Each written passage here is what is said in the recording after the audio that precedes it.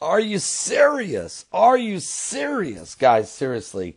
Kim Jong-un wants to go boom, boom, boom, and he's so desperate to do it now.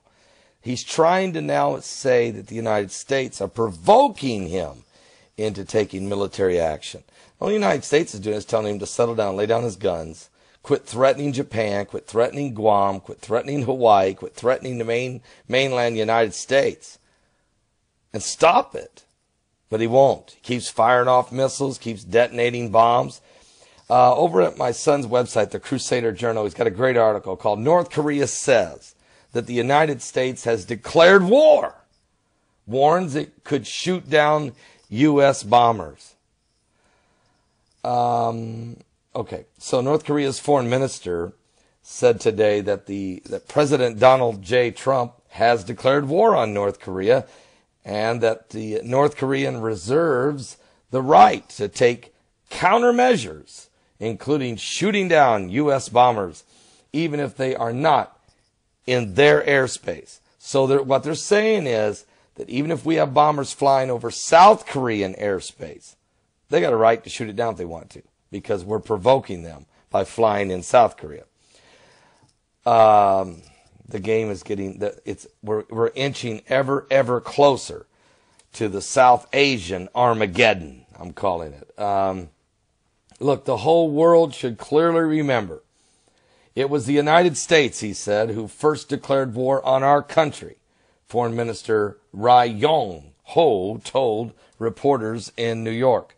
Since the United States declared war on our country, we will have every right to make countermeasures, including the right to shoot down U.S. strategic bombers, even when they're not inside our airspace of our country.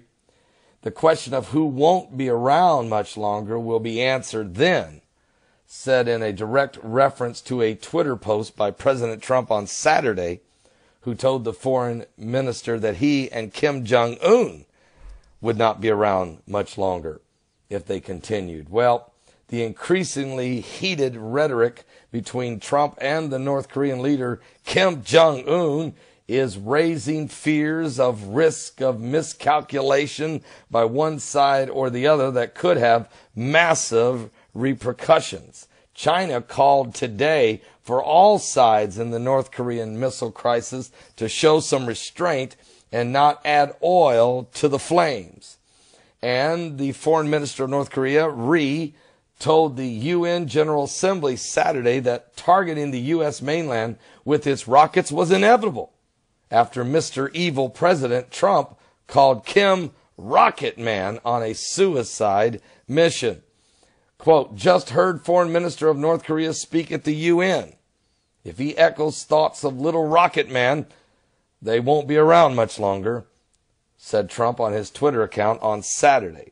North Korea, which has pursued its missile and nuclear programs in defiance of international condemnation and economic sanctions, said it bitterly condemned the reckless remarks of President Trump, and they were an intolerable insult to the Korean people and declaration of war, the North Korean official news agency is reporting today. Now, folks, the United States does have 28,500 troops in Seoul, South Korea, right next door to the North Koreans. And, of course, the war never did end. They just stopped in a ceasefire back in 1953. So the North and South Korean peninsula is still technically at war and has been since 53. But one thing's for sure, and there's been numerous attacks. The North Koreans have attacked the South Koreans numerous times, blew up airplanes, have invaded, have blown boats out of the water. There's been a lot, tried to assassinate the president of South Korea. They've done all kinds of stuff in this 50, 60-year history.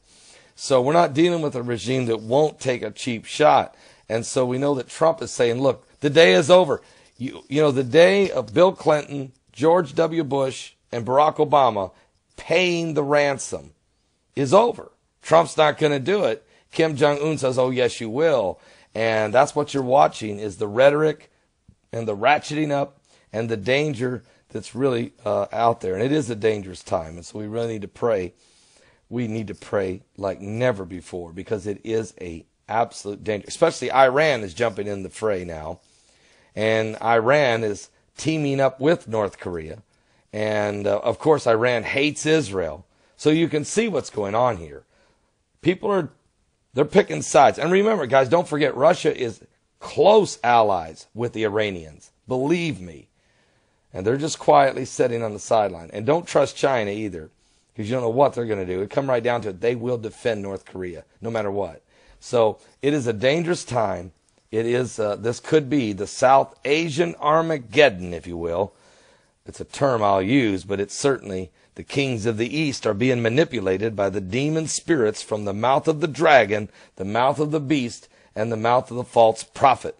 And those are the scriptural words coming right out of Revelation chapter 16.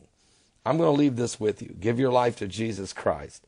Don't miss tonight's live, prime time, live from the road. I'll be live tonight at 10 p.m. Eastern. Traveling home, back to Indiana, be live tonight. Stopped here for a night show at 10 p.m. Eastern at my right here on this YouTube channel, okay? It depends how much bandwidth I got. I'll see where else I'm broadcasting at, but certainly on this YouTube channel. I'll see you guys at 10 p.m. Eastern tonight. Are you serious? Are you serious? Kim Jong-un, please. Are you serious?